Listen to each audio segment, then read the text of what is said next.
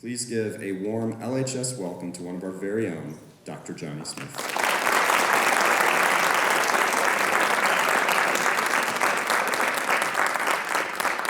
Good morning, good morning. I haven't seen snow in 4 years, okay? I live in Atlanta, Georgia Tech is in Atlanta, and I haven't seen snow since 2020. And I was so excited to go out and see my rental car covered in snow. I had no way to clear the snow, so I used my sleeve.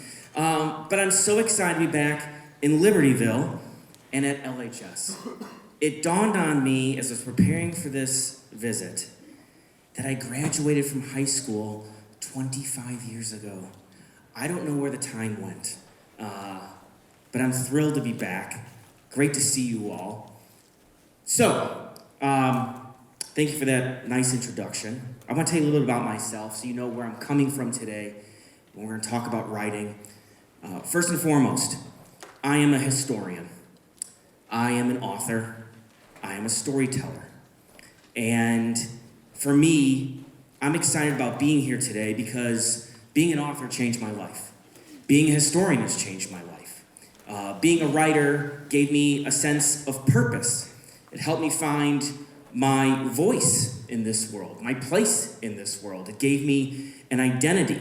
So what I want to do today is talk a little bit about my journey, talk about what it means to be a historian and an author, why it is I write about the history of sports, why I think that's valuable, take some questions from you, and try to have a good time, okay? So with that, let's start with the next slide.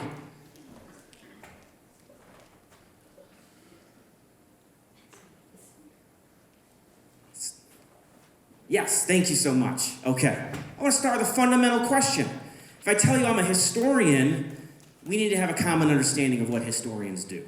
Does anyone have an idea what does a historian actually do? Do you have any idea, any guesses? Have you talked about this maybe in your history classes? Anyone? Don't leave me up here by my, yes! Oh, thank you, saved me. Okay, in the gray hoodie. They study history. Yes. Anything beyond that? I saw another hand over here. Yeah, what do you think? They analyze history. They analyze history. Yes, that's also true. We should even back up probably. What is history? Say it again. The story of mankind. The story of mankind. Wow, I like that. That's grand, okay? The story of mankind, right? Let me put a finer point on it for you. Number one, history is on some levels the study of the past. But it's really about studying change over time, change and continuity over time. But let me make something really clear here. History is not set in stone. Historians are always revising and rewriting history because we ask new questions. History is all about what the current generation asks about the past. What do we want to know about a particular event? What was Libertyville like 25 years ago when I graduated in 1999, right? So, as a historian, what I try to do is not just study the past, but reconstruct the past. What I love about being a historian is that, for me, it's like I need to find the answer to a mystery. I ask a question about an event. And in order to answer that question, I have to put the pieces of a puzzle together. It's sort of like being a detective, looking for clues to put together a grand story. And I'll give you some examples of how I've done this in my career. But writing history is all about reconstructing the past, not just studying the past. Studying the past suggests that someone else has already written the definitive volume about an event, whether it's the Civil War or the Civil Rights Movement or an election or whatever. There is no singular definitive history about any subject because each author, each writer comes to it with their own perspective, with their own methods, with their own ideas. And sometimes they bring in new sources that challenge the way that we think about a subject, okay? Okay, next slide. So throughout my career, I've written about the history of sports. And much of that, I think, is a result of the fact that when I was growing up here in the Chicagoland area, I was a sports-crazed kid. Back then, we would get in LHS during my study break physical copies of the Chicago Tribune newspapers. Do you all know what newspapers are? Yes, right? They're digital now, right? You go online, you read the newspaper, you read the Trib, you read the Sun-Times. But I was a sports-crazed kid, and I would read all the box scores, the Bulls games, the Cubs games, the White Sox games, and that's what I was doing during study hall instead of doing my homework. More about that later. But for me, sports are an endlessly fascinating way to understand American history. They help us better understand the values of society at different points in time. They help us understand American culture. How did baseball become the national pastime? Is it possible that at some point in time that professional football, the NFL, supplanted Major League Baseball as the national pastime? Well, when did that happen? Why did it happen? Those are the kinds of questions that I ask as an American historian. But I'm not just interested in the trivia of sports, records and winners, and that's not what I do. I'm not interested in romanticizing the past or writing about history in a nostalgic way. No, that's not what I do. What I try to do is think critically about the relationship between sports and society, to use sports to understand the larger changes in American history, whether we're talking about urbanization and the rise of cities, immigration in the second half of the 19th century, and why the most dominant boxers in America were Irish immigrants or the sons of Irish immigrants. Or perhaps we're talking about race in America and the story of Jackie Robinson and how he broke the color line in Major League Baseball in 1947 with the Brooklyn Dodgers, and how that story was about a man who was seen as a hero in the black community, but also how when Robinson and his teammates challenged segregation physically with their bodies, they redirected the course of history. This was a national story that moved from the sports page to the front page. So there's much to learn about how sports have served as agents of social change, contested spaces where conflicts have been debated about race, gender, ethnicity, nationalism, capitalism, on and on and on. It's an endlessly fascinating subject, and I built my career around it, writing 5 books, and I'm working on my 6th. Okay, next slide. Yes. Why do I do this? I love telling stories. At my core, I'm a storyteller. Now, I realize that not all of us in this room are going to go on to become writers or authors, and that's okay. You each have to find your own path. But I'll tell you this, all of you, every single one of you is a storyteller. We all are. It's part of human nature. Why do you think we tell stories? Why do we do that? Yes, with your hand up. Have fun. It's fun, yeah, right? And you're telling a story to someone, a friend, a family member. You're connecting with them, right? Stories help us connect with others. Yes, why else? I think another way is because like a lot of stories have like valuable lessons and like there's a lot of like some stories have like a lot of like they're passed down, like the like knowledge. Absolutely, right? Telling stories helps us build community, stay connected to our friends, our families, our neighbors, the generations that came before. I think probably one of the reasons of many that I became interested in sports history, my grandpa. My grandpa would tell me stories about the White Sox or Notre Dame football. I grew up in an Irish Catholic family, so a lot of Notre Dame fans in my family. Those connections are strong. What other reasons do we tell stories? I know you all do it. Oh, yes, in the red coat. Maybe to learn lessons. Yeah. To teach something, right? I tell stories to teach my students, to teach my readers something about history, something about America. Absolutely. And we're all doing it. We do it in the hallways. We do it when we come home from school. Mom, you'll never believe what my teacher did today in English class. Are you ready to hear this? Mom, are you listening? Right? Have you done that before? Or down the hallway, you see a friend. Wait till you hear this. Do you know what and then you go on, you tell the story. Or you're on TikTok telling a story. I don't really know how TikTok works. That's how old I am, okay? I've sort of shunned social media. But we use social media to tell stories about others, about ourselves. We're constantly telling stories.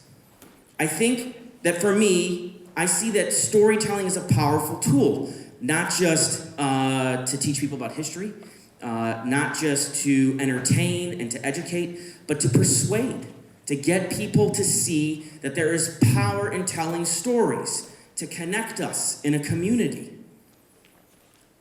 Slide. Oh, yeah. Okay. Let's go back in time. These are from my senior year. I'm particularly proud of the picture on the left. When I was a freshman, I tried out for the Libertyville boys basketball team, and I didn't make it. And a guy named Ryan Doyle, who I didn't think was better than me, did. And I couldn't stand Ryan Doyle. He was tall, and he was skinny, and he liked the Red Wings because he was from Michigan.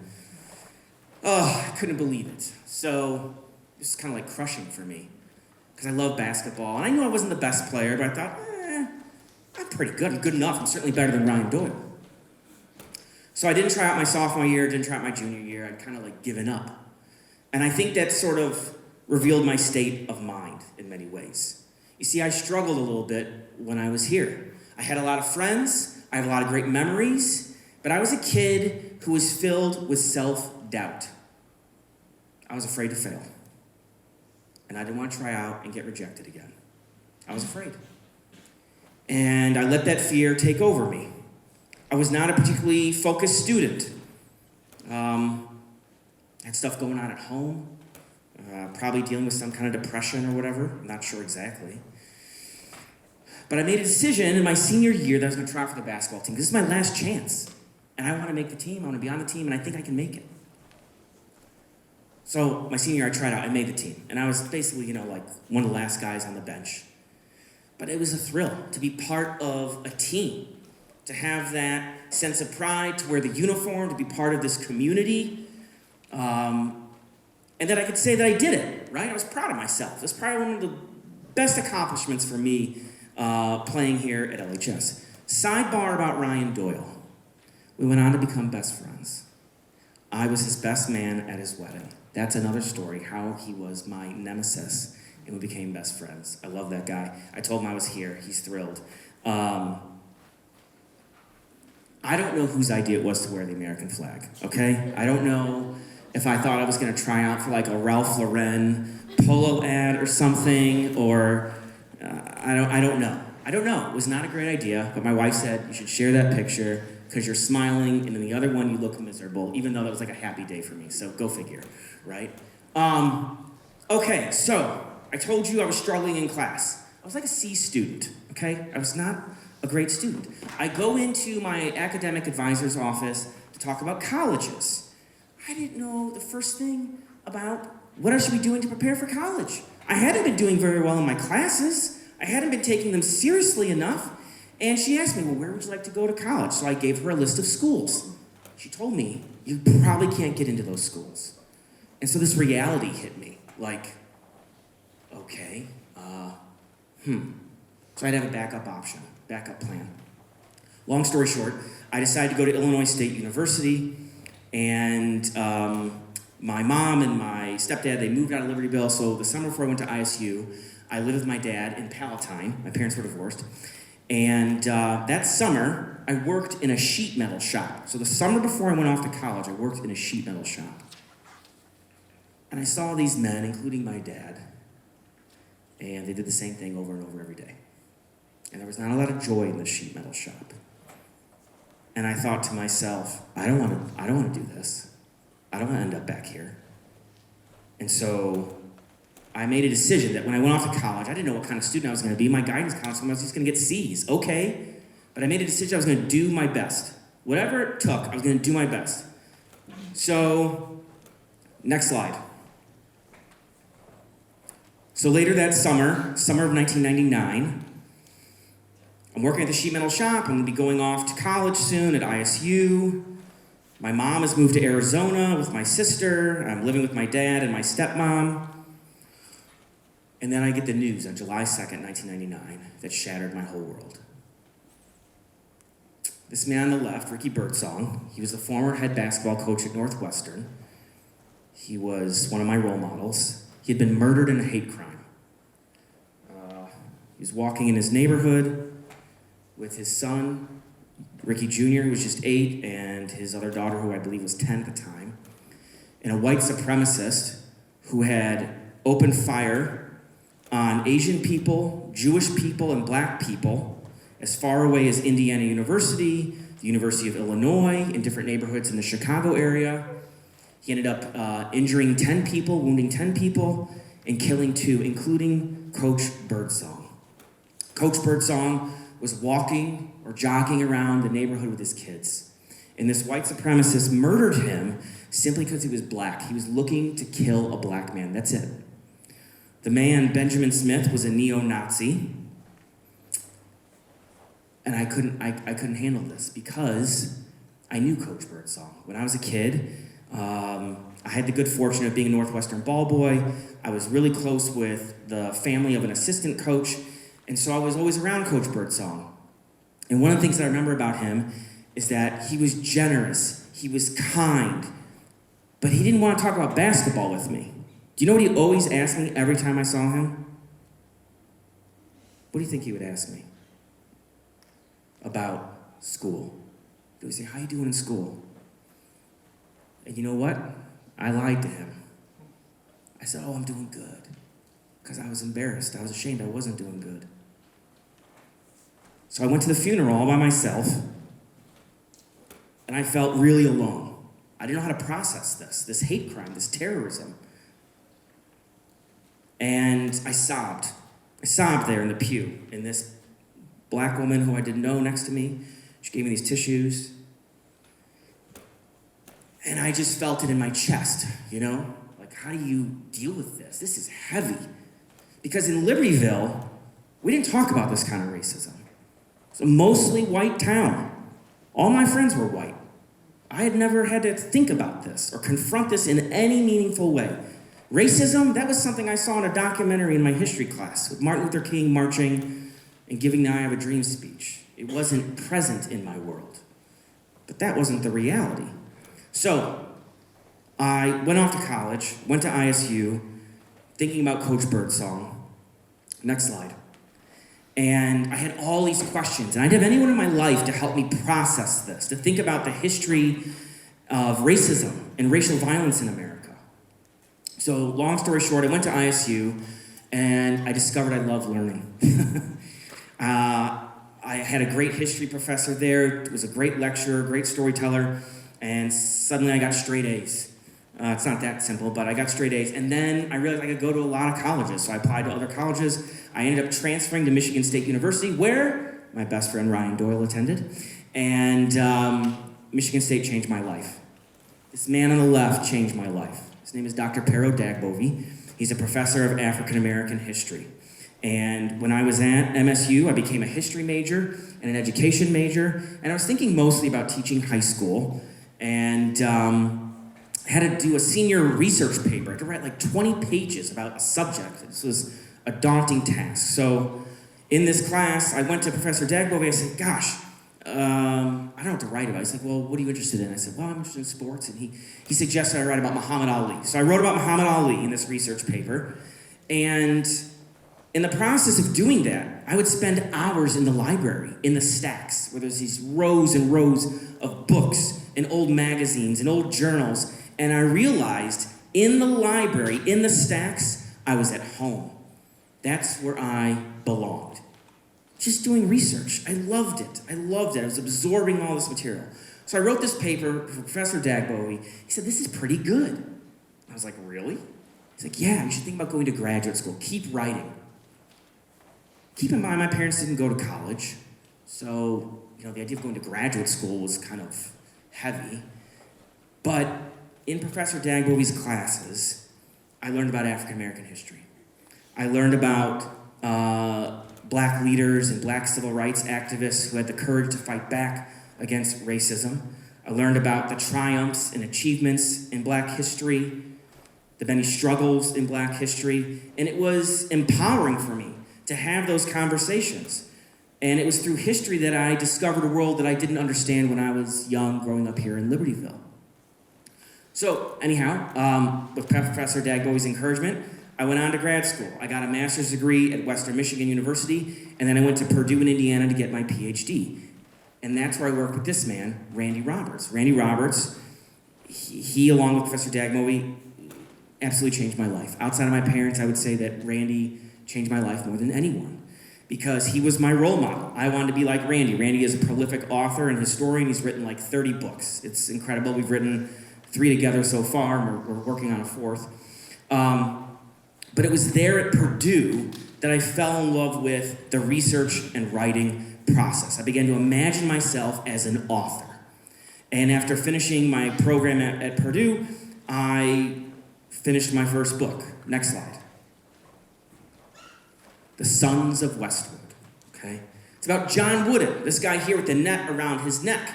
John Wooden was an incredible coach in men's basketball. His teams in the 1960s and the 1970s won 10 national championships in 12 years. 10 national championships in 12 years. At one point, 7 in a row. What drew me to this project wasn't just Coach Wooden's incredible success and how he became a national icon, revered by Americans throughout the country. It wasn't just about how he built this blockbuster program, but I was really interested in this collision of cultures, that the campus unrest taking place in the 1960s, the debates over free speech, over civil rights, over the Vietnam War, shaped the world of college basketball. 2 of the most dominant players in the history of college basketball went to UCLA. One was Kareem Abdul-Jabbar. Anyone in here ever heard of Kareem Abdul-Jabbar? Okay, oh good, excellent. Okay, Kareem was really, for me, the key figure in this story. He was born Lew Alcindor. When he went to UCLA, he was still known as Lew Alcindor, and he was without question the best college basketball player in history. When he was at UCLA, the Bruins won 88 games and only lost twice. In the 2 losses, they lost by 1 bucket. 90 games, 88 wins, 3 straight titles. He was so good that the NCAA banned the dunk. There was no dunking in college basketball because the rule makers figured if he continued to dominate, well, there'll be no chance for any other team. But Alcindor was an outspoken Black activist. He believed in what was called Black power. His hero was Malcolm X. His other hero was Muhammad Ali. And so what I wanted to write about in this book is how college athletes in the 60s and the 70s became activists, how they spoke out for change, okay? So this is my first book. Now how do you write a book? Maybe that's what I should spend some time on talking about now. So next slide. Let me check the time. How am I doing on time? About 12, 13. Okay. I talk too much. Let's talk about my writing process. Anyone here want to write a book? Anyone? You do? Good? You do? Good? You do? Awesome. Anyone else? Did I miss anybody? You do as well. Okay. Well, I write history. So that means that I have a process that historians follow. Okay? I'm going to move this kind of quickly. Begins with a question. For the UCLA book, I was interested in 2 main questions. How did John Wooden build this incredible program, this dominant program? And number 2, how did the politics of the 1960s change college basketball? So those are the big, broader questions. And the whole process begins with reading every secondary source I can. So secondary sources include sources that are written by other historians, journalists, biographies, memoirs, etc. Although memoirs can sometimes be primary sources. But then the real fun is doing the primary research, traveling, doing the field work, going there. That's crucial. So I went to UCLA many times, spent time there on campus. I love doing that. Going into the archives, looking at documents, old newspapers, letters, watching old basketball games, looking at footage from the campus in the 60s, magazine articles, on and on. Once I've collected all that material, I organize it in a systematic fashion, which I won't go into. And then I construct a timeline of events. This is crucial. I have to be able to construct the events as they happen in order. That allows me to see the arc of the story, to see the beginning, the middle, the turning points, and the conclusion of the story. I've got to be able to see that in my mind's eye. Once I can see the arc of the whole story, then I start drafting that first chapter. I outline it and think about the structure of it. And then I'm ready to write that first chapter. But here's the thing, I'm a narrative historian. I believe that history is best learned through story. Story gives us coherence, clarity. We can better absorb the material, better understand it, and remember it through story.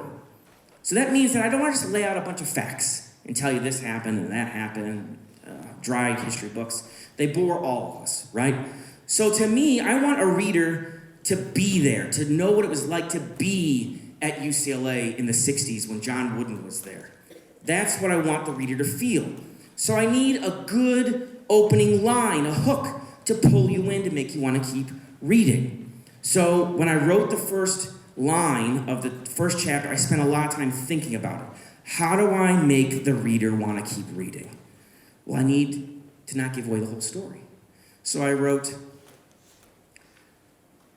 John Wooden wanted to turn around, but it was too late.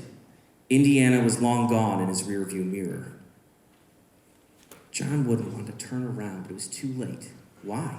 Why do you want to turn around? Why was it too late, right? Don't give away the whole story. Indiana was long gone in his rearview mirror. All you know, he's leaving Indiana. He's not totally convinced that wherever he's headed is where he should be. And then from there, I described his journey, driving his family in a car, packed with all their belongings, going from Indiana to California, what that was like for him, all this tension.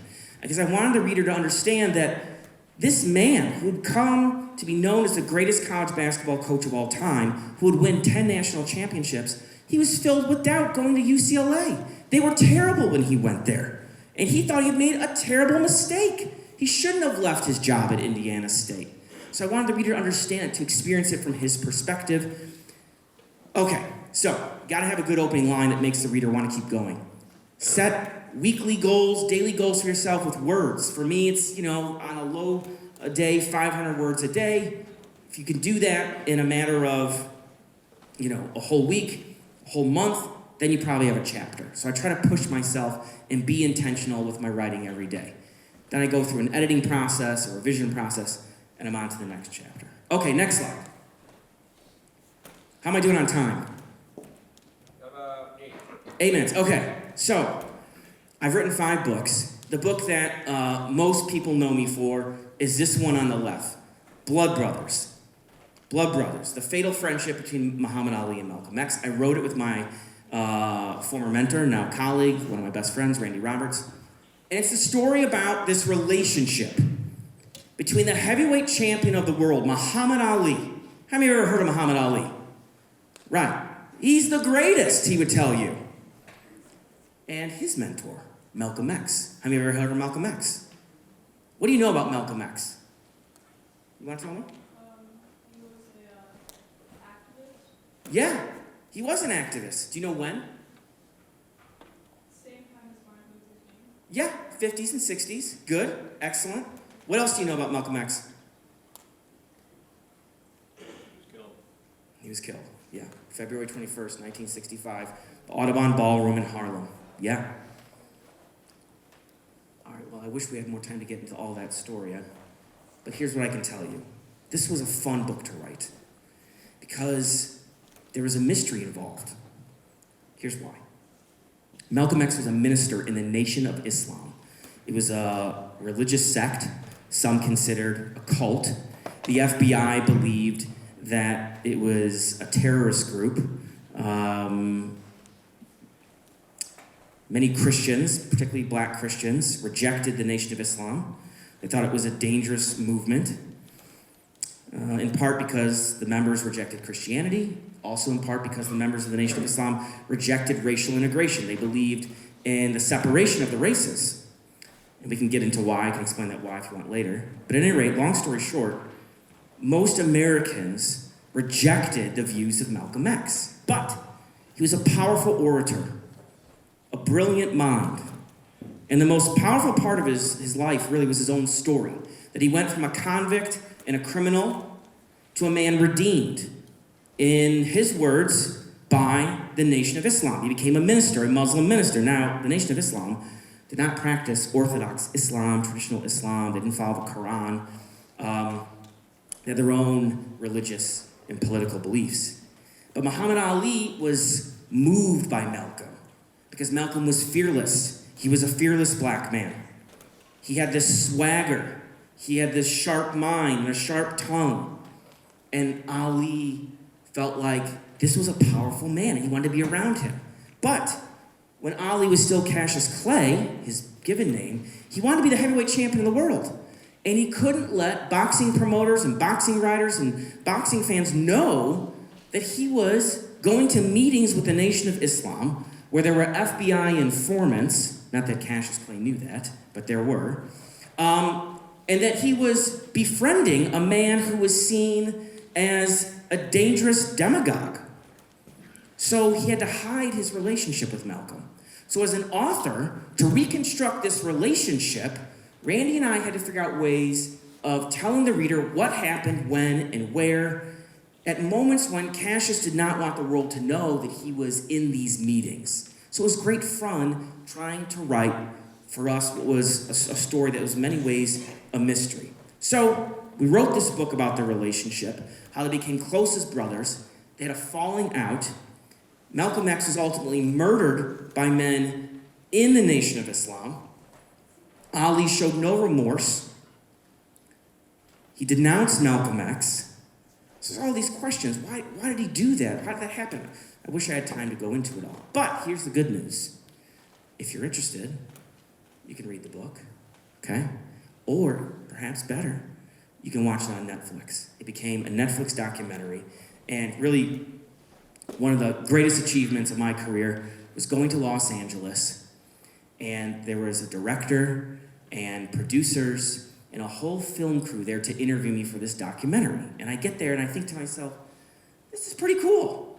I wrote this book. I didn't know what was going to happen by writing the book. I wrote the book because I thought it was a great story. I thought it was an important story. And I get out there and there's a crew there for me. They're going to make this documentary. And so I sat there and I did an interview for about 3 hours in this abandoned warehouse. It's a really neat place. And I work with the production team and the director to make the film. And I'm really proud of it. So it's one of my, I think, greatest accomplishments. And if you're into documentaries, I hope you'll check it out. And you can even write me and let me know what you think about it, okay? So if you're interested, you do that.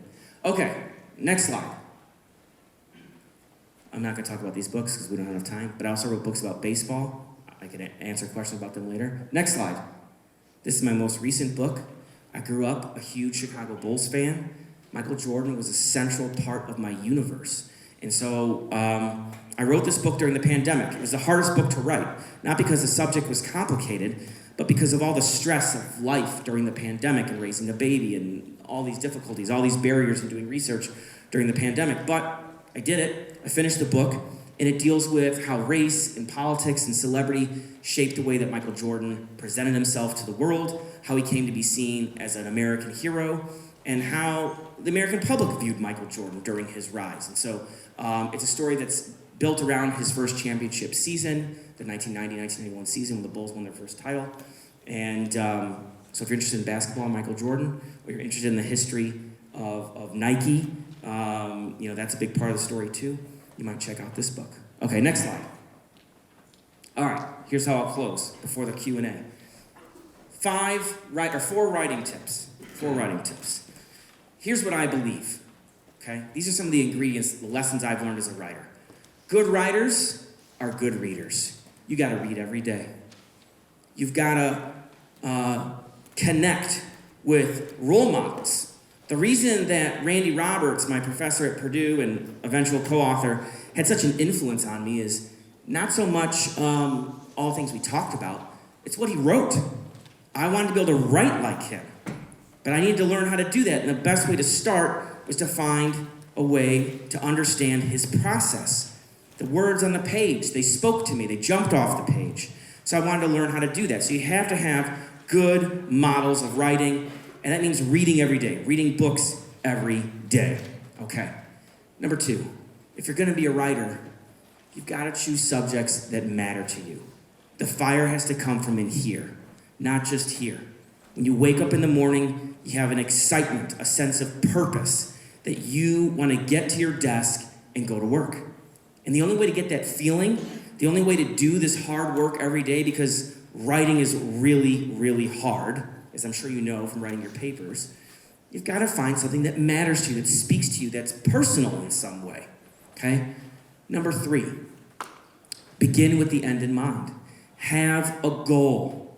Any project you pick as an author, there must be a larger purpose. Why do you want people to read what you have to say about a subject? You know, that's been a challenge for me because every book that I've written, it's been about someone famous, and there's other books about that person that I'm writing about. So I have to find a way to say something new. So I have to have a clear sense of purpose, a clear goal from the very beginning of the project. And that helps move me along. And then finally, try to find a way to write that appeals to the reader's mind and their heart. Make them feel something, joy, surprise, excitement, move them. Am I out of time? Oh my goodness. Thanks for your attention.